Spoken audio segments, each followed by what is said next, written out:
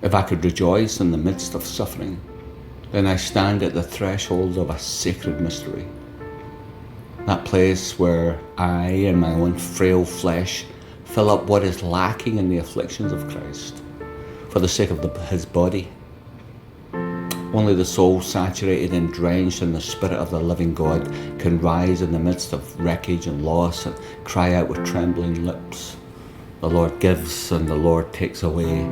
Blessed be the name of the Lord." This is no mere endurance, no stoic stance. It's a sacred participation in the sorrow and the splendour of Christ. It is the fellowship of his suffering, a communion few will dare to enter, too costly for most, and yet it is the very ground where heaven bows down and kisses the wounded earth. When heaven collides with earth, then it enters into sorrow. How could it be otherwise? One is perfect, the other a ruin of its original. And we who have been born from above, have been invaded by that very heaven. It fills our bones, it saturates our hearts, and in that collision, we begin to drink from the same bitter cup our Lord once drank.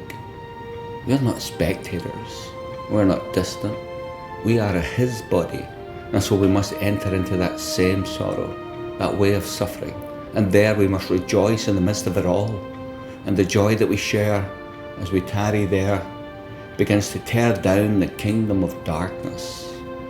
Our joy is the indelible, supernatural fingerprint of heaven's glory that lies within us. Our brokenness, shattered by a dying world, becomes the sacred fissures through which the glory of God bursts forth.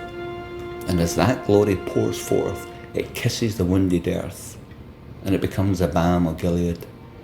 It is the fellowship of his suffering. It is the communion of the afflicted.